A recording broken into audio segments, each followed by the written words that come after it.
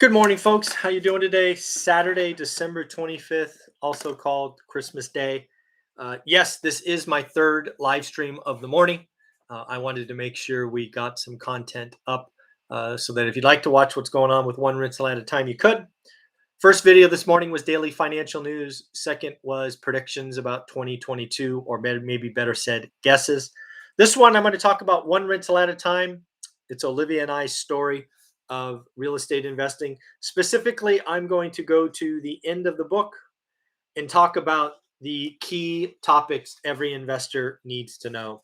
It's on what page is that on? Page 101. How about that?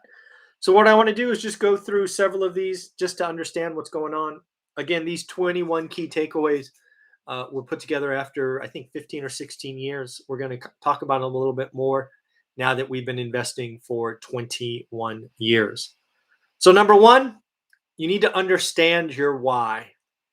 And again, all this is in the book. Really, for what this means for me is, and I think Dion says it best, you can have a better financial future. You can earn financial independence, but it's going to take 10 years.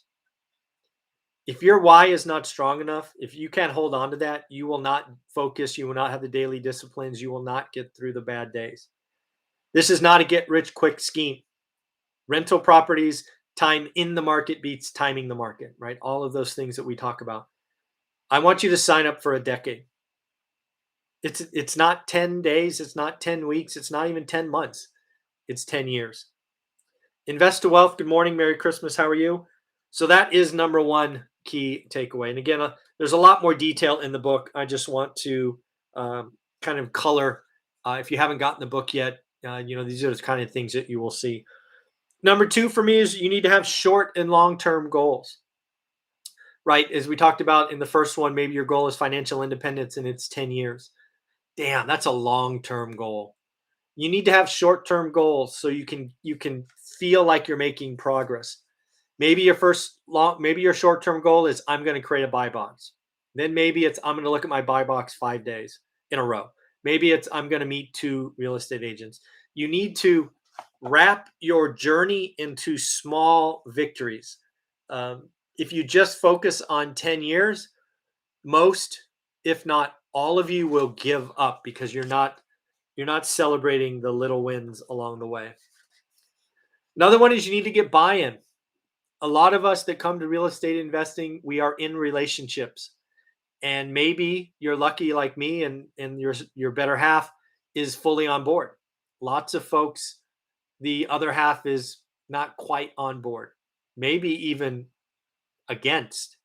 One of the things you could do is the Lumberjack and Mrs. Lumberjack every Thursday get together and talk about couples doing this. I could tell you it's well worth investing time getting the other party engaged, because if you don't, it's gonna hurt. One of the ways you can do that is actually number 4, do your homework. I call it now do the work, right? You need to have a buy box. You need to look every day. It's 20 minutes, move on. You've got to be disciplined. You've got to be focused. I can't tell you how many people I meet that say I've always had an interest in real estate, but I can never get started. Most of the time I hear that, it's code for I'm not focused. I'm distracted. If you're going to follow one rental at a time, you're going to get a buy box step 1. All of this, by the way, is in my course, How to Get Started One Rental at a Time. We're adding gobs of bonus content next year. So, that, I keep telling people the price is going up. I've been telling you that since November 1st. Time to get it if you want to get it cheap. It's only $2.99 or $5.99 if you want mentoring. But you're going to see step 1 is all about doing the work. And now in the book, it's called Doing Your Homework. If you read my book, you know that I made a horrible mistake with my first property. I created an alligator. Now, I didn't buy an alligator, but I created one. A lot of you are looking at a bunch of equity if you bought a property in the last 2, 3, 4 years. Don't do what I did. Don't go to the bank and take out the max amount of money. Because if you create an alligator, you will hate that property every month when you write that mortgage payment. I know I did.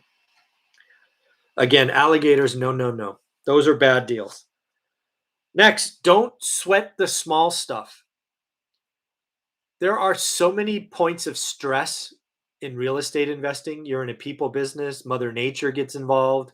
It's you've if you let the small things stress you out,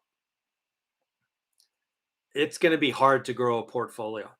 You've almost got to come numb to kind of the small stuff. Again, all these things are in much more detail in the book. Personal goals. You've got to have personal goals. You've got to challenge yourself. You've got to get uncomfortable. Two of my experts, Omar on Tuesdays and Adrian, I think we're doing Wednesdays, are very good at kind of expanding their comfort zones. So if you want, you can check out their playlists. They have entire playlists on this channel. Certainly Omar does. Adrian, I don't know if I've created one yet, but I will shortly. You must get your favorite metric. Again, I have a metric called the Affordability Index. It was introduced to me by Bruce Norris. That's covered a lot in the book. But basically, for me, the Affordability Index is assigned to when to get greedy and when to sell. Basically, when to buy and when to sell. And the Affordability Index saved us. You got to appreciate market cycles, right? Again, having done this now 21 years in a row, real estate's not always like this, right? It's not boring. It's got cycles, and thus you need to stay engaged, right? So you need to know that there's market cycles, but the next one is you have to stay engaged. I know a lot of us, just like me, uh, when you buy that next unit, you're out of money, or maybe you're starting and you have no money. I get it. I've been there. Stay engaged. You don't work really hard, get a deal, and then don't look for 3 months because the market could change. Don't do that. Stay engaged. Review your progress. I would tell you in the beginning to review it every 6 months, but maybe as you get bigger, once a year. You just need to know what's going on, both at your properties, both with your market, your relationships, your network. You need to review what's going on. I personally sometimes get too focused moving forward. I don't review what I'm doing. So that's definitely a weakness of mine. Sorry. Bad things are going to happen. You have chosen to invest in real estate. It's a physical asset that sometimes Mother Nature doesn't like. I can't tell you how many trees have busted sewer lines over the last 20 some years. Tenants, they're going to lie to you. Contractors are going to steal from you. There are going to be bad things that happen. It just, it, know that going in. It's not rainbows and unicorns. Markets can change suddenly. Once the adjustable rate mortgages started blowing up last time and strategic default became a thing, it was amazing how fast properties fell. Equally important, when Wall Street stepped in 2010 or 11 in my market, it changed overnight the other direction. Again, markets can change quickly, and if you're not engaged, you can get caught on the wrong side. Real estate is without question a people business. In the book, I talk about all kinds of mistakes that I made. Real estate is a people business. Real estate agents, brokers, tenants, repair, painters, city, code enforcement, everybody's a person. And because of that, people will disappoint you, but people can also be awesome. Your network will become your net worth, right? The more people you tell your buy box to, the better. In fact, the only deals I got done in 2021 were because of my network, or 2020 was because of my network. Your reputation matters. It is amazing how small real estate investing is, especially when you focus on one market. For example, in my small market, there was a particular real estate investor that burned one of the best real estate investors in Fresno. It happens to be a personal friend. He shared with me that experience, and now I will never work with that other individual. Your reputation matters.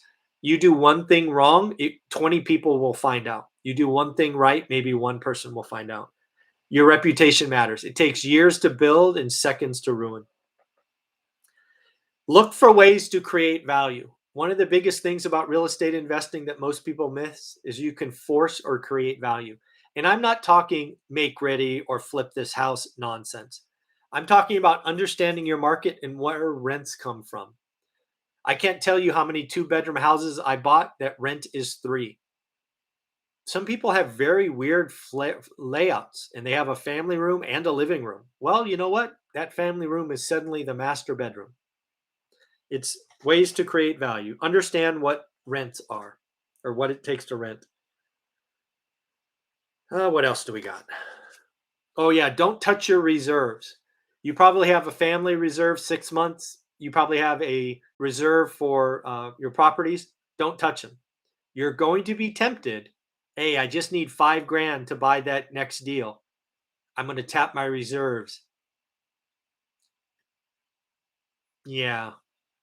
Right when you do that, you're going to get a water heater busted and you're going to need the money and be in trouble. Reserves are untouchable except for emergencies. You can use market cycles to your advantage. That's a lot of what this book is. This book is somebody's story of buying houses, 1031ing in apartments, coming back into a distressed market and buying again. You can use market cycles to your advantage. In fact, we've used market cycles the last year to refi a bunch of debt below inflation to extract equity. Again, use market cycles to your advantage. What else do I want to talk about? There's so much in this book. So again, these are all things or lessons learned from 15, now 20 years of investing. If you haven't got this book, do me a favor, get it. If you have gotten this book, don't forget that one of my positive impact metrics is book reviews. I would love a 5-star book review. I would love a book selfie. If you get this book for Christmas or you buy it for yourself, take a selfie, tag me on Instagram. Uh, let me know your feedback. I'd love to hear from you. Folks, it's Christmas morning. This is my last video of the day. I wanted to make sure you had content and continue the streak of video and content for you. Have a wonderful day. We'll be back tomorrow at 7:30 for the daily financial news. Bye.